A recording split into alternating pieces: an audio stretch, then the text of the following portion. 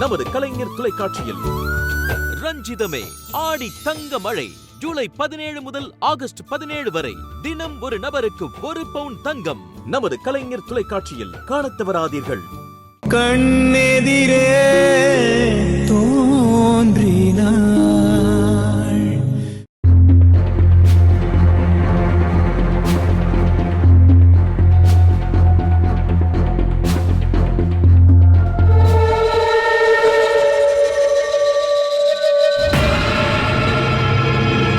சிவா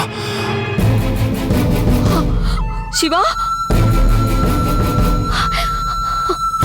சிவா சிவா சிவா சிவா என்னடாச்சு? எங்கடா போன? சிவா என்னாச்சு சிவா? இவ்வளவு நேரம் எங்கடா போயிருந்த?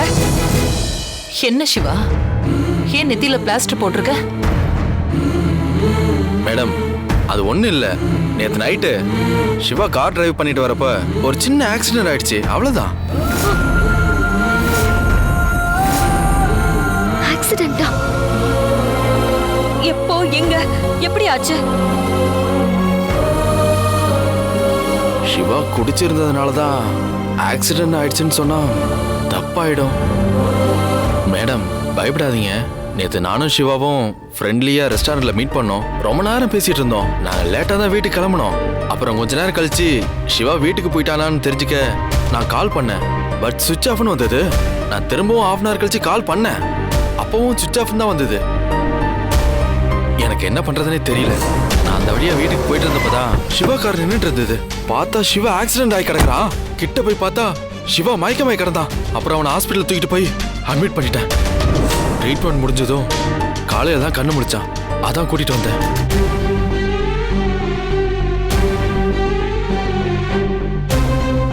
ஏன் தம்பி, இவ்வளவு பெரிய விஷயம் நடந்திருக்கு.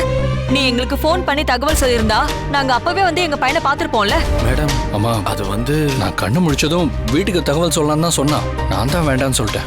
நீ அப்படி சொல்லிட்ட. உனக்கு காணும் நாங்க எல்லாரும் எப்படி துடிச்சு போயிட்டு தெரியுமா? ஆமா சிவா. சிவா, உன்னோட செயின், பர்ஸ், ஐடி ப்ரூஃப்ஸ் எல்லாமே ஒரு டெட் பாடியில இருந்து எடுத்ததா போலீஸ் சொன்னதும் நாங்க எவ்வளவு பதறி போயிட்டோம் தெரியுமா? நாங்க போய் பார்த்ததுக்கு அப்புறம் தான் அது வேற யாரோ ஒருத்தரோட டெட் பாடின்னு தெரிஞ்சது. அதுக்கப்புறம் தான் எங்களுக்கு உயிரே வந்துச்சு. செத்து போன அந்த ராஸ்கல் உன்னை காப்பாற்றணும்னு நினைக்காம உங்ககிட்ட இருந்த திங்ஸ் எல்லாம் திருடிட்டு போயிருக்கான். இன்ஸ்பெக்டர் சொல்லிதான் இந்த விஷயமே எங்களுக்கு தெரிஞ்சது. சிவா ரயில்வே ட்ராக் பக்கத்துல இருந்துதான் அவனோட டெட் பாடி எடுத்திருக்காங்க. அண்ணனோட உயிரை காப்பாத்தாம அவரோட பொருளுக்கு ஆசைப்பட்டதுனாலதான் கடவுள் அவனுக்கு அப்படி ஒரு சாப கொடுத்திருக்காரு. டேய், அந்த பேச்சை விடுறா. அதான் அண்ணன் உயிரோட வந்துட்டால, அது போதும் நமக்கு. சிவா, நீ காரை எப்பவுமே நிதானமா தான் ஓட்டுவ. அப்புறம் எப்படி உனக்கு ஆக்சிடென்ட் ஆகி அடியெல்லாம் பட்டுச்சு? இல்ல, அது வந்து கார் ஓட்டும் போது பிரேக் ஃபெயிலியர் ஆயிடுச்சு. அதை கண்ட்ரோல் பண்ண தெரியாம கார் ஒரு பக்கமா திருப்பினேன். அது மரத்துல மோதிருச்சு. அந்த அளவுக்கு பெரிய ஆக்சிடென்ட்டா இல்லாம சின்ன காயத்தோட நீ தப்பிச்சது கடவுளோட அனுகிரகம் தான். ஒரு நல்ல காரியம் நடக்கிறப்ப திஷ்டி பட்ட மாதிரி இப்படி ஒரு சம்பவம் நடந்திருக்கு. இனிமே தப்பா எதுவும் நடக்காது. நீ கவனமா இரு. சரிங்க அத்தை. சரி, ஹாஸ்பிட்டல்ல இருந்து ரொம்ப டயர்டா வந்திருப்பான். கொஞ்சம் போய் ரெஸ்ட் எடுக்கட்டும். மத்த விஷயம் நம்ம அப்புறம் பேசிக்கலாம். சிவா, ரூமுக்கு வா. வாப்பா. ரொம்ப தேங்க்ஸ் தம்பி. இருக்கட்டும் சார். சிவாவை பத்திரமா கூட்டிட்டு வா. பரவாயில்ல சார். வரேன் சார். வரேன் மேடம். நான் போயிட்டு வரேன். வாங்க தம்பி. உட்காருப்பா.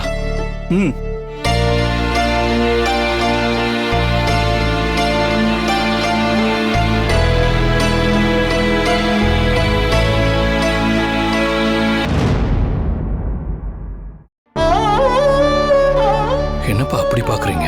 அப்பா உன்கிட்ட ஒரு விஷயம் கேட்பேன். எதையும் மறைக்காம உண்மையை சொல்வியா? என்ன சொல்லுங்கப்பா. நாங்க பெரியவங்க எல்லாரும் சேர்ந்து இந்த கல்யாணத்தை ஏற்பாடு பண்ணிட்டோம். ஆனா உனக்கு இதுல விருப்பம் இருக்கா?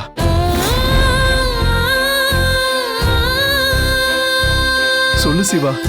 நான் அனிதாவை கல்யாணம் பண்ணிக்க சம்மதம்னு சொன்னதுக்கு அப்புறம் தான் அத்தை இந்த ஏற்பாட்டையே பண்ண ஆரம்பிச்சாங்க. இப்போ வந்து நீங்க இப்படி ஒரு கேள்வி கேட்குறீங்களேப்பா. சிவா, கொஞ்ச நாளா நானும் உன்னை கவனிச்சுக்கிட்டு தான் இருக்கேன். நீ ஏதோ ஒரு குழப்பத்துல இருக்கிற மாதிரியே இருக்கு. அதான் உன் மனசுல வேற என்ன ஏதோ இருக்குமோன்னு எனக்கு தோணுச்சு. அதுக்காக தான் நான் கேட்டேன்.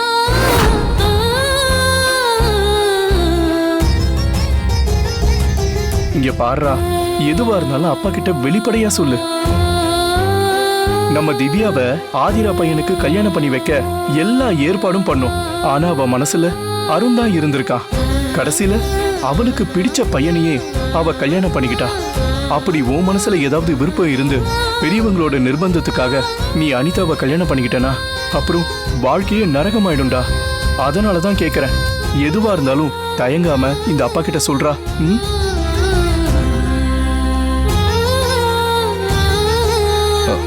அப்படிலாம் எதுவும் இல்லப்பா. அப்படி ஏதாவது இருந்தா நான் உங்கள்கிட்ட சொல்ல மாட்டேனா? விருப்பப்பட்டு தான் இந்த கல்யாணத்துக்கு ஒத்துக்கிட்டேனா அப்பாவுக்கு ரொம்ப சந்தோஷம் தான்டா. சரி, நீ ரெஸ்ட் எடு.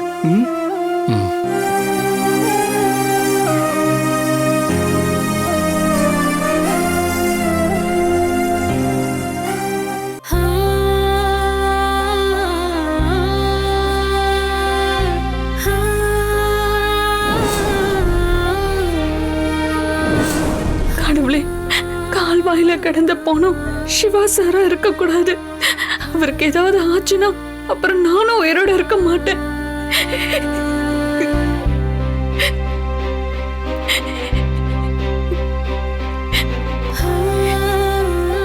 சக்தி, சக்தி, ஒரு சந்தோஷமான விஷயம். சிவா அண்ணா வீட்டுக்கு வந்துட்டாராம்.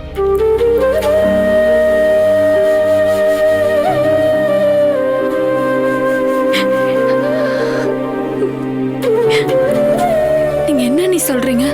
சிவா சார் வீட்டுக்கு வந்துட்டாரா? ஆமா சக்தி, கால்வாயில கடந்த டெட் பாடி அண்ணனோட தான் இருக்கும்னு நம்ம பயந்துட்டு இருந்தோம்ல.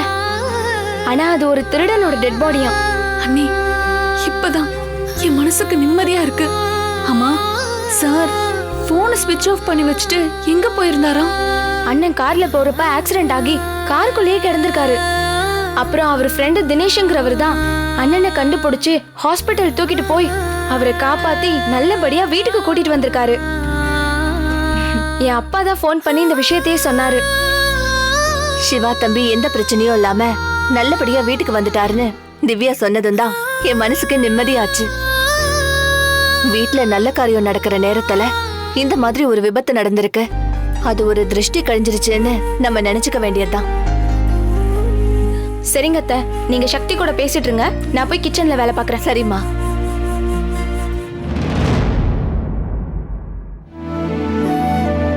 சக்தி,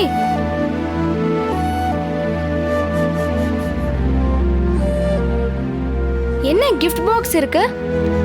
எனக்கு தெரியாது. உனக்கு தெரியாம யார் இதை இங்க வச்சிருப்பான்? அதான் நீ எனக்கும் புரியல. ஒருவேளை அருண் ஏதாவது வச்சிருப்பான் போல இருக்கு. அருண் வைக்கிறதா இருந்தா எங்க ரூம்ல தானே வச்சிருப்பாரு. இதுவும் யோசிக்க வேண்டிய விஷயம்தான். இப்ப நம்ம எதுக்கு இதை ஆராய்ச்சி பண்ணிட்டு இருக்கணும்? அதை அங்கேயே வச்சிருங்க. அதை யார் வச்சாங்களோ அதை அவங்களே வந்து எடுத்துட்டு போயிருவாங்க. ஒரு வயசு பொண்ணு ரூமுக்குள்ள கிஃப்டை யாரும் சும்மா வச்சுட்டு போக மாட்டாங்க. எனக்கு தெரிஞ்சு சக்திக்காக சூர்யா அண்ணன் தான் வாங்கிட்டு வந்து வச்சிருப்பாரு. அவர் எனக்காக எதுக்கு gift வாங்கிட்டு வரணும்? இதென்ன கேள்வி? அத்தை பொண்ணுக்கு பிரியமா ஏதாவது பிரசன்ட் பண்ணணும்னு நினைச்சிருப்பாரு. என்னத்த நான் சொல்றது? ஆமா ஆமா, அப்படிதான் இருக்கும். சின்ன வயசுல இருந்தே இவனா சூர்யாவுக்கு உயிர். இவளுக்காக அவன் என்ன வேணாலும் பண்ணுவான். மாமாவை பத்தி எனக்கு தெரியாதா? ஒரு gift பாக்ஸ வச்சுட்டு நீங்க இப்படி எல்லாம் கற்பனை பண்றது எனக்கு அனாவசியமா தோணுது. அது அதே இடத்துல வச்சிருங்க அண்ணி. இது கண்டிப்பா சூர்யா அண்ணன் உனக்காக வாங்கிட்டு வந்ததுதான். இதுக்குள்ள என்ன இருக்குன்னு நான் பிரிச்சு பார்க்க போறேன். ஐயோ அண்ணி, வேற யாருக்காவது வாங்கிட்டு வந்திருப்பாங்க. கவரை பிரிக்காதீங்க ப்ளீஸ். நீ சுமாரு, நான் பாத்துக்கிறேன். ஐயோ சொன்னா கேளுங்க. மா, இது வேற யாருக்காவது இருக்க போதுமா?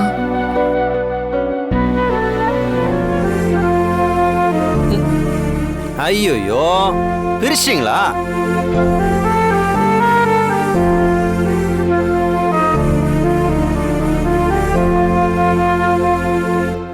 என்னங்க, சக்திக்கு இப்படி ஒரு gift வாங்கிட்டு வந்திருக்கீங்க? இன்னும் நீங்க இவ்வளவு குழந்தையா தான் பாக்குறீங்களா? நீங்க வேற என்ன ஓட்டாதீங்க சிஸ்டர். சக்திக்கு நான் ஒரு gift பிரசன்ட் பண்ணா அது எந்த லெவல்ல இருக்கும் தெரியுமா? அதையும் நீயே சொல்லிரு, எந்த லெவல்ல இருக்கும்? அத்தை, காலத்துக்கும் சக்தி என்ன ஞாபகம் வச்சுக்கிற மாதிரி ஒரு பொக்கிஷமா இருக்கும். அது சரி இப்ப இதை யாருக்கு எடுத்துட்டு வந்தீங்க? என் ஃப்ரெண்டு ஒருத்தனுக்கு குழந்தை பிறந்திருக்கு, அதுக்கு ப்ரெசென்ட் பண்றதுக்கு தான் கிஃப்ட்டை ரெடி பண்ணி பத்திரமா இங்க வச்சுட்டு போனேன். அதான் நீங்க எல்லாம் சேர்ந்து பிரிச்சிட்டீங்களே. நான் வேண்டான்னு சொன்ன மாமா, அன்னிதான் நான் எவ்வளவு சொல்லியும் கேட்காம பிரிச்சுட்டாங்க. பரவாயில்ல சக்தி, சிஸ்டர் ஒரு ஆர்வத்தில் பிரிச்சுட்டாங்க, நான் திரும்ப ரெடி பண்ணிக்கிறேன். சக்தி, நாளைக்கு ஹாஸ்பிட்டலுக்கு நானும் நீயும் சேர்ந்து போய் தான் இந்த கிஃப்ட்டை ப்ரெசென்ட் பண்ண போறோம். அதனால நீ கண்டிப்பா என் கூட வரணும். அதனால என்ன இருக்கு, நான் கண்டிப்பா வரேன். அது